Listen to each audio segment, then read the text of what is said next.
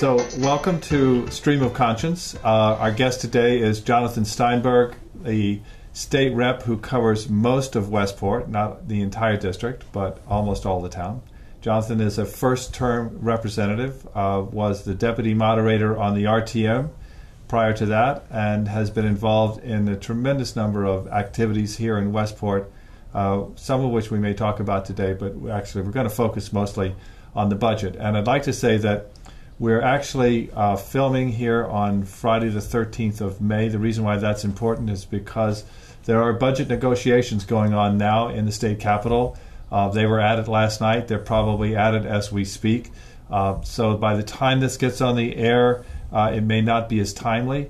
But the issues we're going to talk about today are, in fact, pretty deep and important in terms of how this state moves forward. And so even if a budget negotiation is arrived at quickly and some of the things we talk about today are not immediately on the table, they certainly will be in the future. So, Jonathan. Thanks for having me here. Well, I'm glad that we can get together and wanted to talk a little bit about how your first year is going in the state legislature. I know that it's been an interesting time for you as you've moved from the RTM and town politics up to Hartford and seen maybe the wider world. So how's it going? Well, it's definitely a different ballgame. It's been quite an education on a number of levels. As you say, the transition from Westport's RTM, which is nonpartisan, and that makes a big difference, to the world of Hartford is dramatic. And most of the education that I've received has been really good, very beneficial. I've been stretched in a number of ways. But there are some aspects that I might have done without being so educated. The extreme partisanship, the power politics, which really doesn't play out at the municipal level, are such a large factor in how government functions or doesn't that it takes some getting used to. So where do you fit into the Democratic caucus? It's been the majority for many, many years in Hartford. And some people think that it's not so responsive to the real needs of the state. It's funny because this is a new experience for most legislators, even the ones who've been there a long time. To have a governor of the same party is the first time in 20-odd years, right. And it takes some getting used to. But the other factor is that prior to this most recent election, the Democrats had a supermajority, a very large number, 114 to what, 40-something. It's narrower now.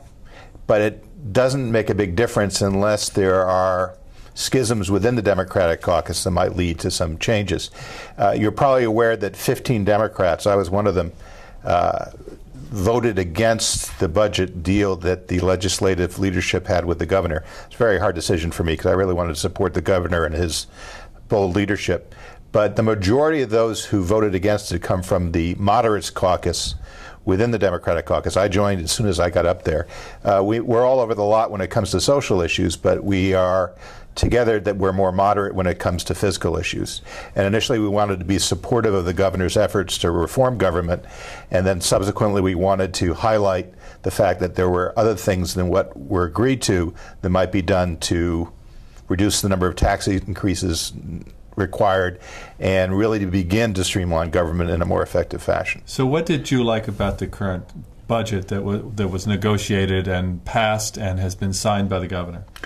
Certainly the fact that the governor has put us on a new path. No more accounting gimmickry. We're not keeping two sets of books anymore. We've begun the transition to generally accepted accounting principles, which will be far more transparent than we've been to this point. No securitization of future revenue streams. I'm sorry, securitization of future revenue streams. Can you put that into language? Yeah, basically borrowing against the future, making our grandkids pay for things that we're spending today, which is effectively irresponsible.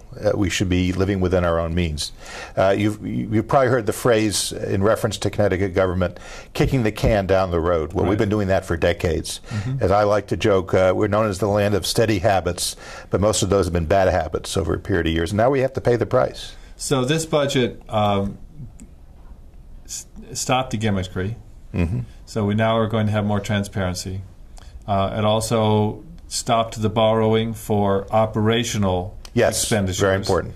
As opposed to investments in infrastructure, which traditionally have been borrowed and will continue to be borrowed. The governor's been very clear on that point, right. that bonding should be for real capital projects, and he's also put an emphasis on capital projects that produce jobs, permanent jobs in Connecticut.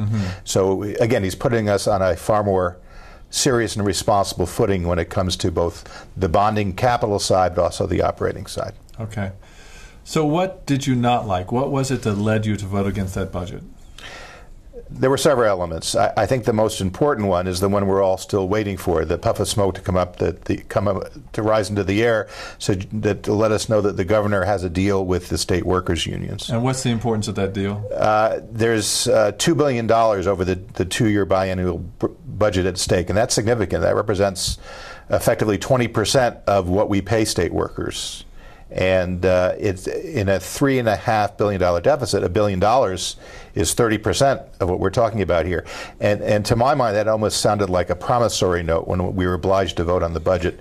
And that was really one of the other aspects. We were in a real hurry, it seemed. I wasn't prepared for a deal between the legislative leadership and the governor to occur so soon. I understand that the governor felt that strengthened his hands in negotiations with the unions, but I would have been much more comfortable understanding precisely what that $1 billion was going to represent. And we're still waiting for that. And let's talk a little bit more specifically about that, because in fact what we're talking about is $1 billion in each of the next 2 years, so it's in fact $2 billion. And in essence, it's simply a placeholder that says that by the end of May, the governor is going to have worked out a deal with the unions, and by the first week of June, when the legislature is supposed to go into recess, that there will in fact be more legislation passed that will account for this missing $2 billion over the next 2 years. We all expect the governor to have a measure of success in obtaining some give-backs and savings, efficiencies from state workers. Many of us are skeptical that he can get to the $1 billion a year. Right. So the degree to which there's a gap between those two and how large that gap is of real consequence. One of the important things that we as a Democratic caucus asked our leadership to negotiate with the governor is that he's promised to come back to us so that any cuts he needs to make beyond that, the concessions he receives, will have to be approved by the legislature. So we have not abdicated our responsibility in that regard in terms of playing a role in determining the final budget. Is that actually written into the legislation that you passed and that he signed, or is that simply an agreement? Yes, I'm not sure literally if it's written down, but it is a firm understanding. I think it is in the legislation. All right, so we're going to want to get to those potential cuts in a moment. Sure. Just to make things completely clear, the budget that was passed and signed by the governor has a $2 billion hole in it. Yes. The governor is currently in negotiations with the bargaining unit for all of the state employee unions. And that's more complicated than it sounds, too. I'm sure it is. Looking to fill that hole. And if that hole is filled by concessions from the 45,000 or so state workers, which would amount to $20,000 a year for the next 2 years, then per head, right, then everything is going to be fine. But there is some question as to whether the governor can achieve that level of cuts from the state government, from the state employees. And if that is the case, and he cannot achieve those cuts, then he's going to have to come back and say, well, we need to take another look at this budget. Right? And in fact, his budget director, Benjamin Barnes, has published an extensive list, really a laundry list of potential cuts that total some $1.6 billion, which might be drawn from. And obviously, it's to acquaint various interested parties as to where he might be obliged to cut, and maybe start a little dialogue as to where that might actually happen. Right. So, all right. So, Jonathan. Actually, it's interesting. You mentioned that letter that Ben Barnes put out, the list of things. I actually have it here. It runs to, I think, 20 pages. Some of the items on there literally are nearly $100 million or more. Some of them are $13,000. I mean, the amount of detail here is really extraordinary. I would urge anyone who's interested in state government, who believes that we can cut spending, this is the document that you need to look at as a starting point. and it's available on the website of the Office of Policy and Management, which is easily reached through the state government portal. So I would urge anyone who says, oh, well, we can do without this, that, and the other, oh, we can find $1 billion to cut, go take a look. We're going to talk about some of those things today, but if you have a strong feeling about this one way or the other, this is the starting point. This is where the facts are. So, Jonathan, I want to ask you in general, if we had to significantly cut spending, what would you cut and what would you protect? There's the short answer and there's the long answer. The governor, we feel, did a credible job with the amount of time he had given him, which was roughly 6 weeks from the time that he was inaugurated, to come up with a balanced budget. We all know that given that amount of time and given the fact that a number of his people were new to state government in their roles, it was an ambitious agenda and we give him credit for it. As you might expect, however, some areas were not investigated as deeply or thoroughly as others, and the ramifications, the implications of some of those cuts or savings weren't necessarily fully fathomed. Obviously, they've also heard back from those affected. I give the governor great credit for going around the state and doing 17 town halls. He got a lot of pushback, and he showed some flexibility. Some of the sales taxes that were onerous or had unintended consequences have come off the table, and again, the legislature has played a role in that. The problem is, because of the process of government and the fact that the legislature is a part-time legislature and is only in session for 5 months, this entire process of balancing a budget is somewhat truncated. And the right way to do it is to do the kind of hard analysis and really drill down on programs and services, understand how they operate, how many people they need, can they be streamlined and made more effective. That's a harder job. That's a 12-month-a-year job, not a 5-month-a-year job. Let's talk about a couple of very specific things. In terms of agency consolidation, again, looking at these are proposed eliminations that would be possible. This is not in the budget now. This is not actually on the table.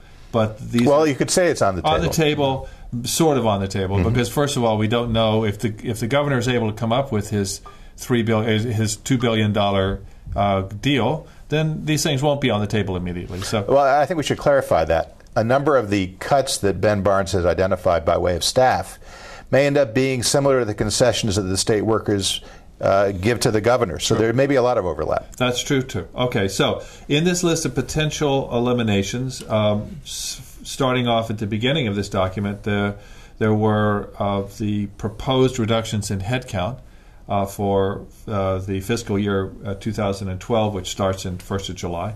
And we see in this that, for example, the State Department of Education would lose 83% of its employees.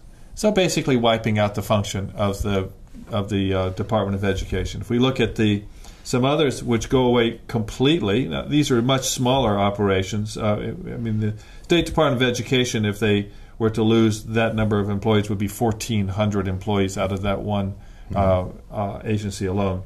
Some other places that seem to be on the chopping block, the Human Rights Office, which is 80 people. I think that's the right number, yes. The Protections and Advocacy, Office of Protections and Advocacy, losing 30 out of 31 people, so 96, 97%. The Department of Insurance, this one was surprising to me, potentially losing 49 of 141 employees. So that's 35% of the staff that does regulation of the insurance industry in a state that is dependent on the insurance industry, and where insurance, as you well know, is regulated at the state level, not at the federal level. So this basically has said, let's take away a little more than a third of the staff that's out there to regulate the insurance industry. What you raise is a significant issue. The governor has been emphatic in his pledge not to shred the social safety net. We're very concerned about people who are dependent on the state to take care of some serious problems.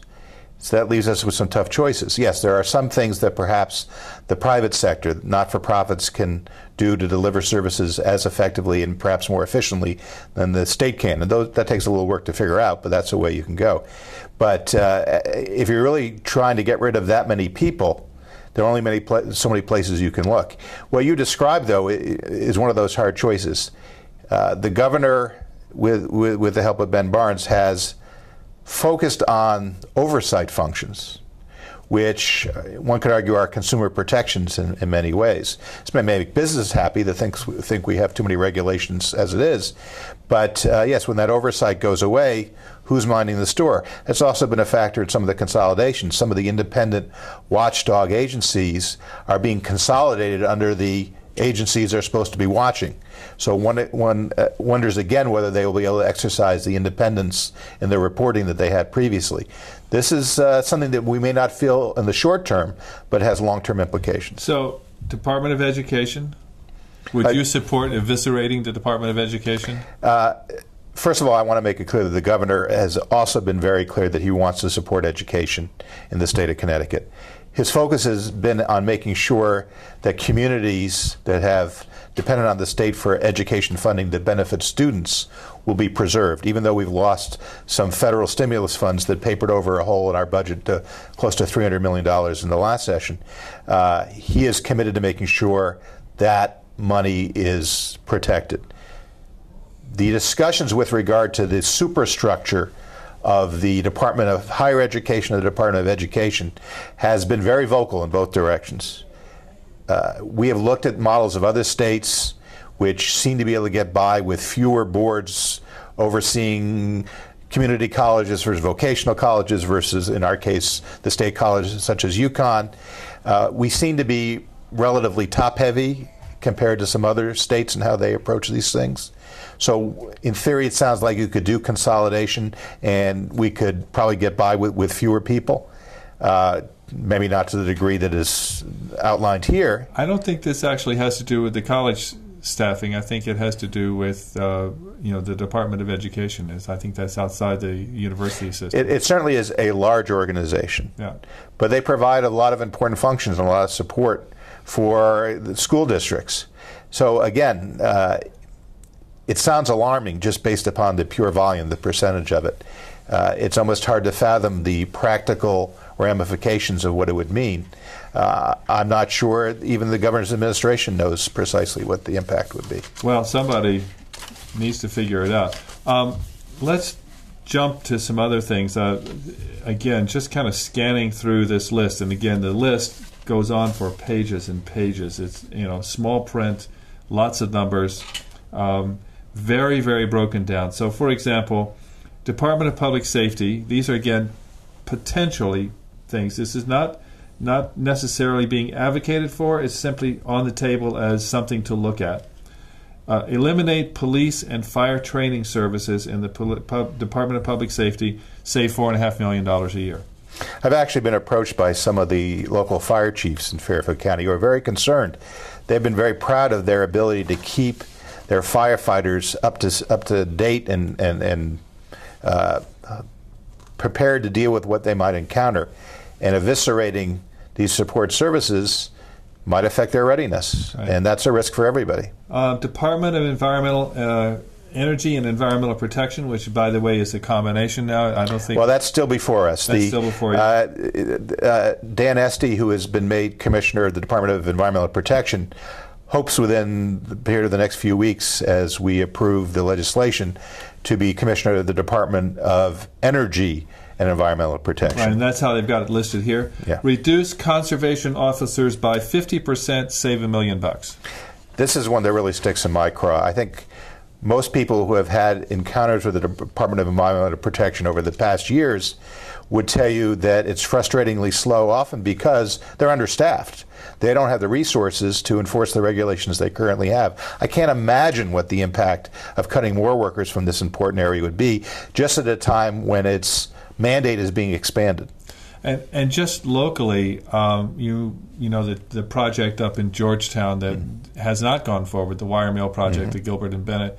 I spoke to the developer long ago who complained bitterly to me about how long it took for the old DEP to give him the permits that he needed and that the town wanted and that everybody was on board with, and just took so long that he lost the market opportunity. So, we obviously have to have regulation, but it has to also function in a business environment. And to me, cutting half the people who are doing this kind of work is going to make it even more difficult.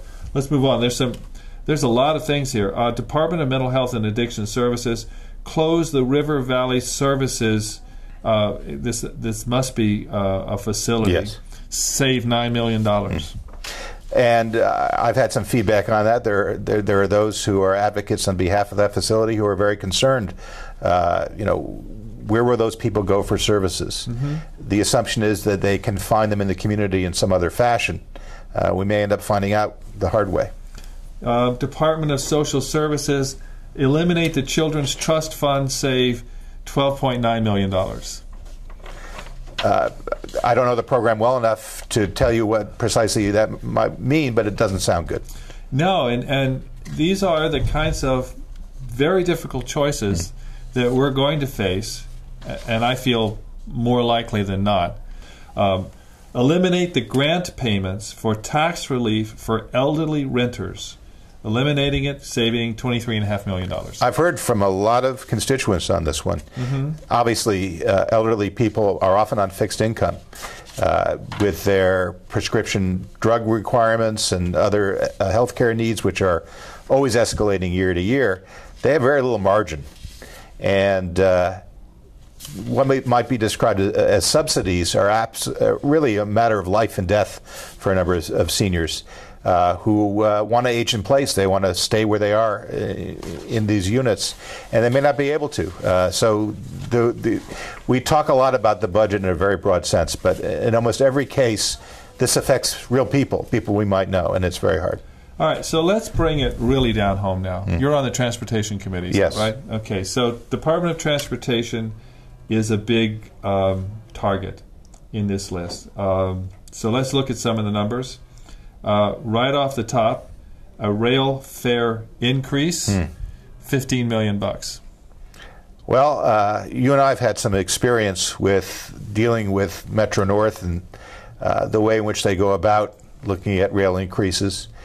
Obviously, there's been discussion that once we have these wonderful new M8 rail cars, which are in service, a number of them, few of them, and then of course there have been issues at the manufacturing facility, which has slowed down the process. Yes, there have. We may have another interesting winter next winter. If we get another cold winter like the last one, it will not be good. Yes. Obviously, one of the reasons I've chosen to serve on the Transportation Committee is that Fairfield County has some serious issues, and there are issues of infrastructure, aging infrastructure, deteriorating infrastructure, both in terms of the rail lines, but also the roads and the bridges. We're very concerned, and I think for good reason, that the state has not always taken into account the important role we play in moving people around throughout the state and in the region. So would you support a $15 million rail fare increase in order to maintain current services? We put ourselves in a bind. One of the sales tax, proposed sales tax the governor gave up on was the gasoline tax. That's 3 cents a gallon, which is really kind of hard to swallow when gas is $4.35 a gallon. But those funds were to be used for transportation. At least that's the theory. We have diverted some of those funds in the past. But I've read reports where our transportation infrastructure needs are somewhere in the range of $1 trillion. So if we're not going to be taxing people, and it's a very regressive tax and it has a real impact on people, we have to find some way to maintain our important transportation system. So we're limited options. So I'll take that as a yes. Grudgingly. Okay. Reduce support for town aid in terms of road grants, $30 million. And I know that a lot of roads get paved here in Westport by the money that comes from the state. I believe that Steve Edwards, the Director of Public Works here in Westport, is a miracle worker.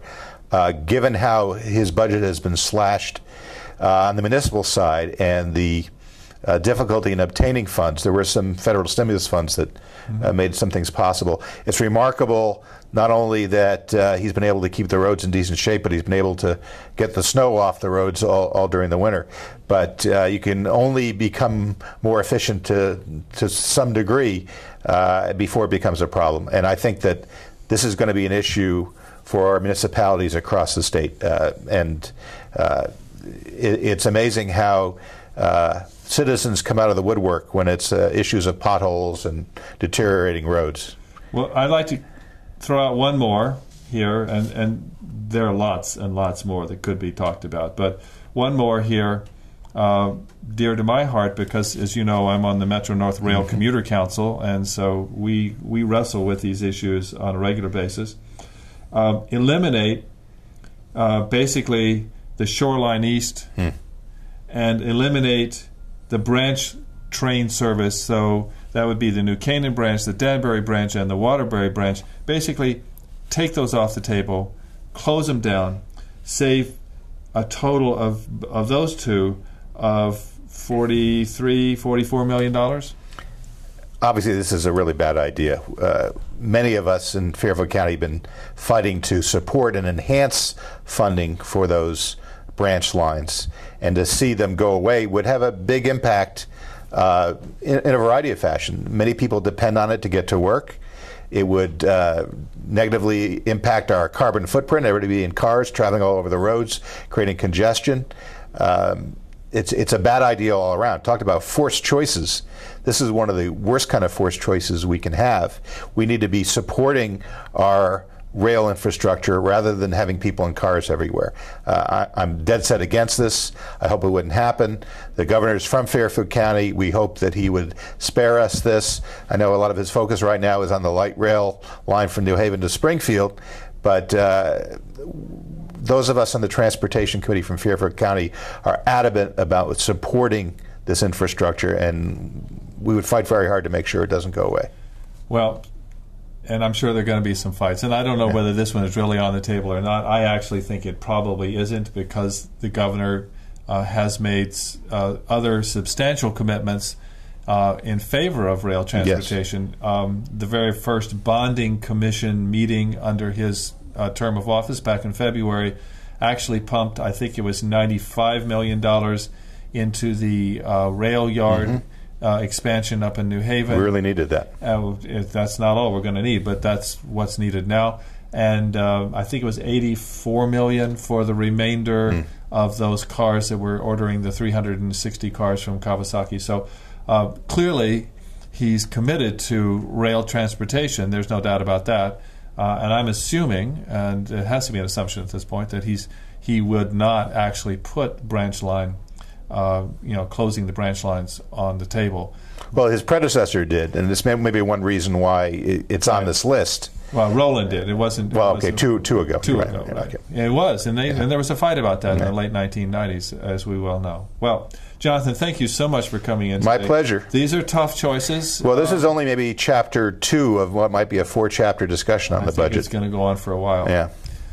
So, again, the document that we've been looking at today is available to anyone on the website of OPM, the Office of Policy and Management.